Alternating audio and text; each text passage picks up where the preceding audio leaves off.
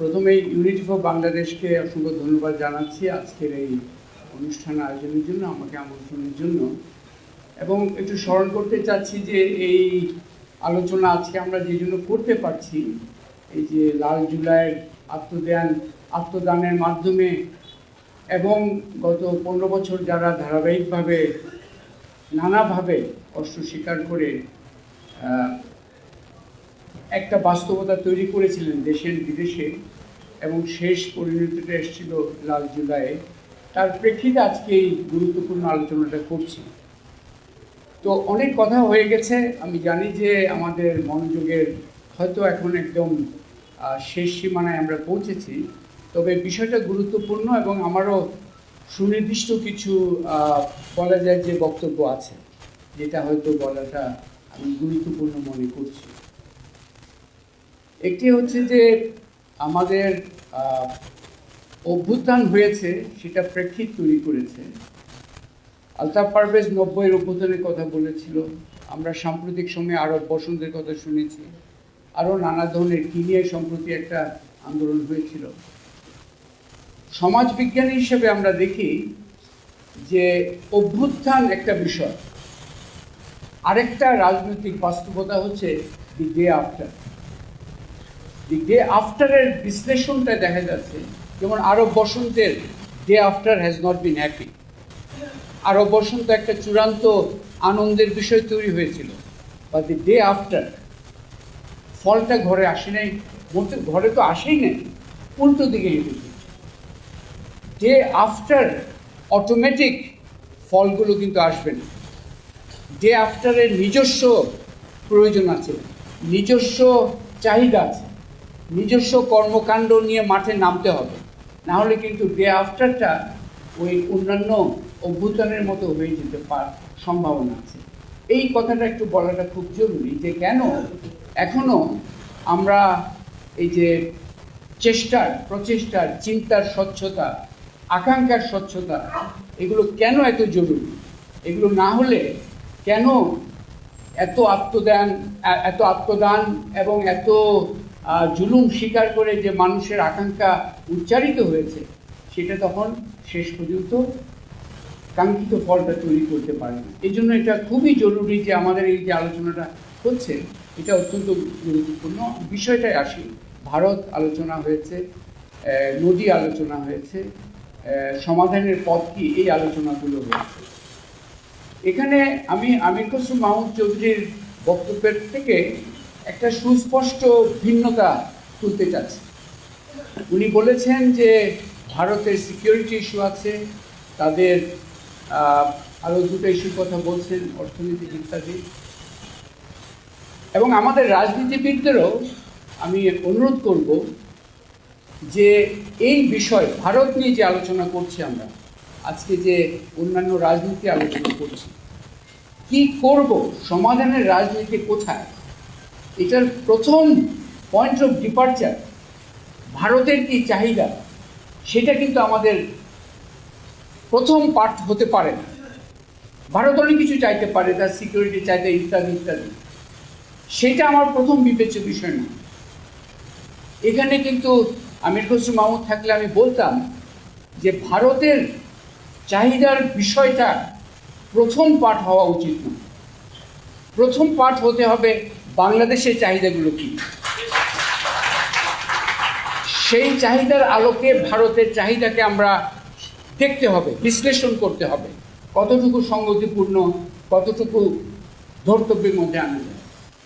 আমার আসলে আজকে এখানে আসার যোগ্যতা হয়তো খুব ছিল না, কিন্তু আমি সার্কের দারিদ্র কমিশনের একটা সদস্য ছিলাম, আর একটা বই উৎসর্গ করেছিলাম, ভুল করে মনে হয়, যে 1994-তে বাংলার জলরাশিকে, নদী নিয়ে একটা খুবই দুর্বল একটা জায়গা আছে মনোজগতে। সেই ভারত নিয়ে আমি যেটা দেখছি, আমাদের মনোজগতে প্রচণ্ড একটা পরিবর্তন আনা দরকার।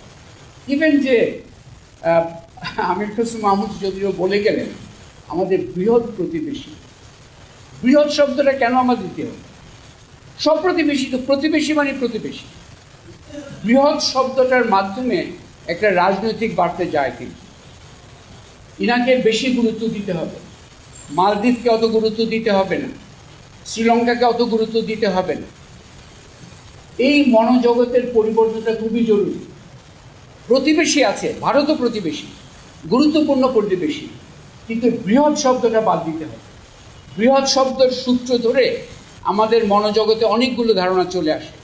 তাকে চটানো যাবে না, তার সাথে ভালো সম্পর্কটা যে কোনো পর্যায়ে রাখতে হবে, সুসম্পর্ক রাখতে হবে, সেটা নিয়ে কোনো দ্বিমত নেই। যে কোনো স্বাধীন এবং আত্মবিশ্বাসে বলীয়ান যে কোনো রাষ্ট্র সুসম্পর্ক সব প্রতিবেশীর সাথে রাখবে। কিন্তু এই বৃহৎ শব্দটা আমি ব্যক্তিগত মনে করি যে এই শব্দটা শুধু একটা বিশেষণ নয়, এটার সূত্র ধরে আমাদের মনোজগৎ, আমাদের কর্মকাণ্ডের জগতে অনেক কিছু চলে আসে একটু, এবং আমরা সেটাকে গুরুত্ব দিই। আমি যে একটা বিষয় এখন সত্য, যেমন আমির খসরু মাহমুদ চৌধুরী বলে গেলেন যে আমাদের মিউচুয়াল রেসপেক্ট ইত্যাদি ইত্যাদি বললেন। এক অর্থে আমি প্রশ্ন করতে চাই, এগুলো কাকে বলছি? মিউচুয়াল রেসপেক্ট কে ইনশিওর করছে? কোথায় সেই সালিশকার বিশ্বে যে আমাদের এই ভালো চাহিদাগুলোকে ধর্তব্যে নিয়ে নতুন বাস্তবতা তৈরি করবে? এটা কিন্তু একটা রাজনৈতিক দৃষ্টিকোণ হচ্ছে না। রাজনৈতিক দৃষ্টিকোণ হচ্ছে আমাদের কাজটা আমাদের করতে হবে, আমাদের সক্ষমতাটা তৈরি করতে হবে, আমাদের চাহিদাটা সুস্পষ্টভাবে তৈরি করতে হবে, এবং সেটা কার্যকরভাবে কিভাবে আগানো যায় সেভাবে কিন্তু আমাদের এগোতে হবে। তো এই যে আমাদের এখানে সুস্পষ্ট একটা বিষয় আছে, আমাদের যে ধাপে ধাপে যদি চিন্তা করি, এই মুহূর্তে অবশ্যই একটা বাস্তবতা হচ্ছে ভারতের যে আধিপত্যবাদী একটা বাস্তবতা, এটা একটা বাস্তবতা।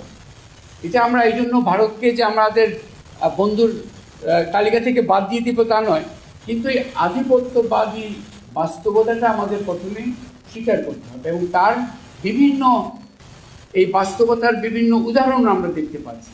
অসম চুক্তি, অসম অর্থনৈতিক সম্পর্ক, শুধু এগুলোই নয়, আমি আরও কয়েকটা দেখছি যে আমাদের নির্বাচনের কথা তো অনেকে বলেছেন, নির্বাচনে হস্তক্ষেপটা চূড়ান্ত ছিল, কিন্তু আমাদের আরও একটা বড় বিষয় হচ্ছে আমাদের নিজেদের, আমি যেটাকে বলবো পলিসি সভারেনিটি, নীতি গ্রহণের সার্বভৌমত্ব, এটা আমরা নীরবে বিসর্জন দিয়েছি সর্বক্ষেত্রে। এবং তার একটা বিশাল দিক হচ্ছে ভারতের প্রয়োজনীয় সেটাই। এটা ভারতকে দোষ দিয়ে আমার লাভ নেই, আমি তো বিসর্জন দিই। ভারতকে গালাগালি করে আমার দায়িত্ব যে আমরা ভুল করেছি সেটা অস্বীকার করার কোনো উপায় নেই। এই জায়গাতে আমাদেরকে উঠে আসতে হবে, এই জায়গাতে আমাকে তৈরি করতে হবে যে কিভাবে আমি ভারতের এই যে পলিসি সভারেনিটি যে জায়গাটা, এটা কিভাবে ফিরিয়ে আনবো, এটা খুব দরকার। আরেকটা বিষয় হচ্ছে আমাদের যে সদিচ্ছার পরীক্ষা সর্বক্ষণ হচ্ছে চারিদিকে, সেখানে শুধু বাংলাদেশকেই সদিচ্ছার পরীক্ষাটা দিতে। আমরা যে সদিচ্ছা, মৌলানা ভাসানী কেন মার্চ করেছিলেন ফারাক্কার দিকে 1976-এ? এর জন্য নয় যে চুক্তির মধ্যে কোনো গলদ ছিল, বাট চুক্তির স্পিরিটটা, ভারতের শাসক শ্রেণী চুক্তির স্পিরিটটা মানছিলেন না, তার বিপরীতে কাজ করছিল। এই যে চুক্তি লেখা কি আছে তা নয়, সেই চুক্তি বাস্তবায়নের কোন মানসিকতায় হচ্ছে, কোন স্পিরিটে হচ্ছে। সেই জন্য আমরা এখন ভারতের সাথে সম্পর্ক আমাদের একটা নতুন জায়গায় ঠিক করতে হবে। সেটা ঠিক করার জায়গাটা আমরা শুধু কয়েকটা ভালো শব্দ এবং এক ধরনের আশ্বাস, যেখানে সালিশকার অনুপস্থিত, সেখানে আমাদের পুরো জিনিসটাকে একটা নতুন চিন্তার মধ্যে আনতে হবে। আমি কয়েকটা বিষয় আসছে, সার্কের পুনর্জাগর, আমি সার্কের যেটা বললাম দারিদ্র কমিশন সদস্য ছিলাম, আমি এখানে যেটা মনে করি, আলতাফ পারভেজ বিশেষ করে যেটা বলছেন, প্রফেসর ইউনূসও বলেছিলেন যে সার্ককে এখানে আমি যেটা দেখছি যে সার্কের পুনরুত্থান আমার দৃষ্টিতে এটা খুব একটা ফলপ্রসূ চিন্তা নয়। এটা তার মানে এটা বাদ দেওয়ার দরকার নাই, এটা থাকুক, কারণ সার্ক মানে হচ্ছে ইন্ডিয়াও থাকতে হবে, ভারতও থাকতে হবে, এটা থাকুক। এটাকে আমি যদি আমার 1 নম্বর এজেন্ডা করি, তাহলে কিন্তু আবারও আমি বোকার স্বর্গে বাস করি। বোকার স্বর্গে বাস করেই কিন্তু ডে আফটারগুলো ঠিক হয় না। আমাদের চোখ যদি না খুলি, আমরা যদি কিছু জনপ্রিয় চিন্তার মধ্যেই শুধু আটকে থাকি, তাহলে এই নতুন যে সম্ভাবনা সেগুলো তৈরি করা যাবে না। সার্ক আইডিয়াটা এক্সপ্লোর হোক। জিয়াউর রহমান যখন করেছিলেন সম্পূর্ণ প্রাসঙ্গিক ছিল, সাহসী বলিষ্ঠ চিন্তা ছিল। কালের বিবর্তনে এটা অনেকটা পড়ে গেছে। এটাকে অন্য জায়গায় আনতে হলে রাজনৈতিক পরিবর্তনগুলো প্রথম জরুরি, সার্কের উত্থান না হলে হবে না। কিন্তু এখানে যেটা হতে পারে, এবং সেই জন্যই মনোজগতের জায়গাটা, বিদেশ চিন্তার বিশেষ করে মনোজগতের জায়গাটা পরিষ্কার করা দরকার। এই জন্য যে এখানে আমরা আরো ছোট ছোট, যেমন আপনি একজন বলছিল, আলতাফ পারভেজই মনে হলো যে এই যে সীমান্ত গরিবরা ঘোরাফেরা করে, এর উদাহরণ কিন্তু আছে। ইস্ট আফ্রিকায় কেনিয়া, তানজানিয়া এবং আরও 2টা দেশ, তারা কিন্তু ইস্ট আফ্রিকা কমিউনিটি বলে একটা সংগঠন আছে। সেখানে ওই দেশের মানুষরাই ওই সহজে যাতায়াতটা করতে পারে। আমাদের চিন্তার জায়গায় অনেক ধরনের চিন্তাগুলো নতুন আনা খুবই প্রয়োজন রয়ে গেছে। যে এই যে যেমন নেপাল, আমাদের মালদ্বীপে আমাদের তো সহজে যাওয়ার বিষয়টা অত প্রযোজ্য নয়, ইভেন শ্রীলঙ্কায়।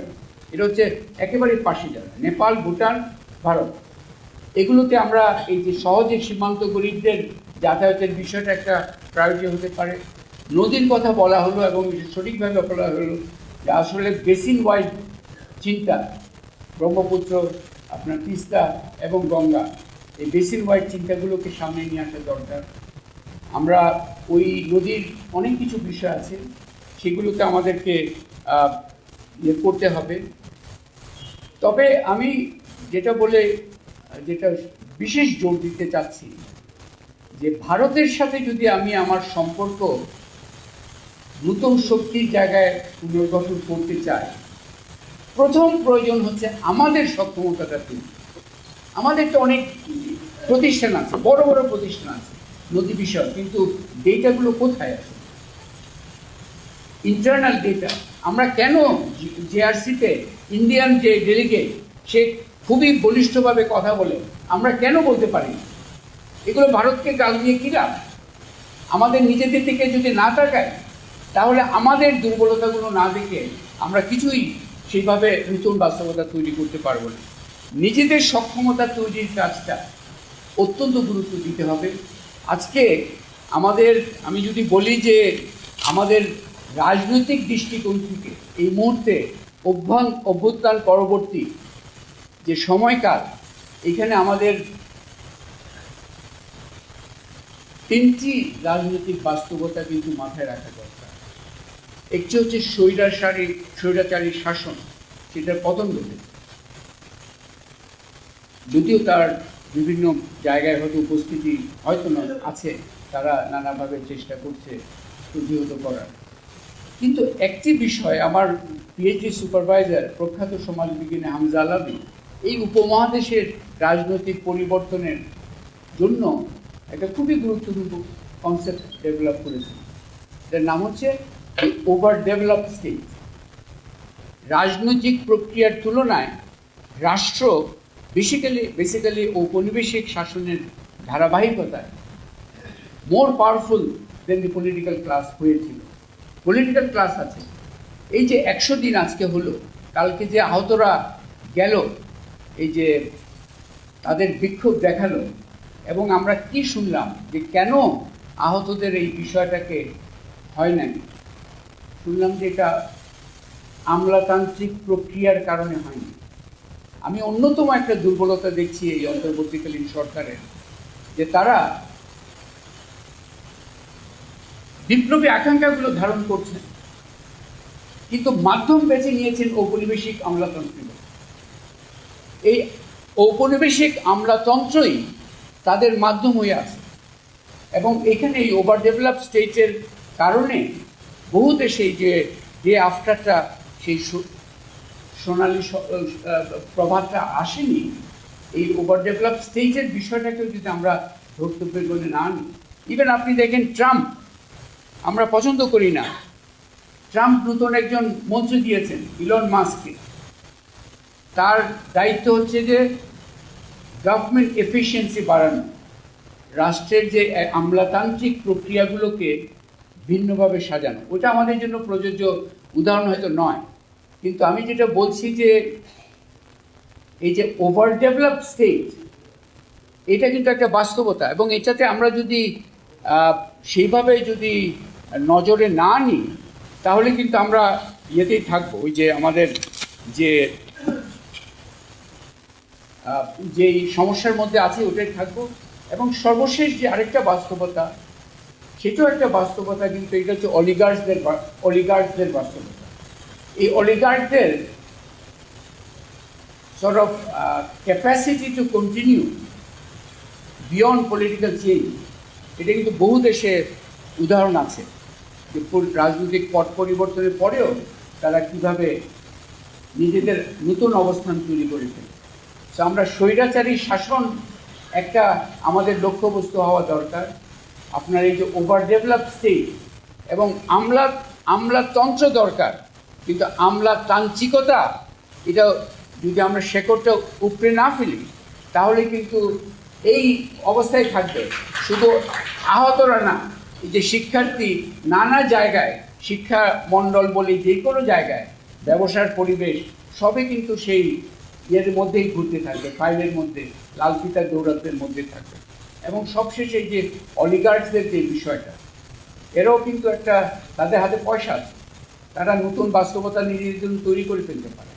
সেখানে সুনির্দিষ্ট কৌশল যদি না থাকে, তাহলে কিন্তু আমাদের ডে আফটারটা অত সংহতভাবে তৈরি হতে পারে না।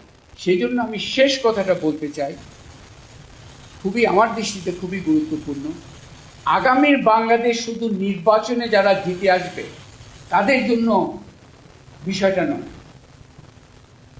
জাগ্রত নাগরিক এবং সক্রিয় নাগরিক সমাজ, এজেন্ডা সেটিং, এই যে বুদ্ধি, আমি তো ওইভাবে দেখছি না যে রাজনৈতিক দল হয়তো ভালো বুদ্ধি আসলে গ্রহণ করবে, কিন্তু বুদ্ধি তৈরির কাজটা, এই যে সমাধান কিভাবে হবে দক্ষিণ এশিয়ায়, এবং আমাদের জন্য মনোজগতে আরও বিস্তৃত করা দরকার। বৈশ্বিক দক্ষিণ নতুন একটা বাস্তবতা। বাংলাদেশ কেন, আমি তো মনে করি বাংলাদেশ কেন এই আকাঙ্ক্ষা পোষণ করবে না যে দক্ষিণ এশিয়ার প্রথম রাষ্ট্র আমরাই হব, ভারত না? কেন আমরা হতে পারবো না?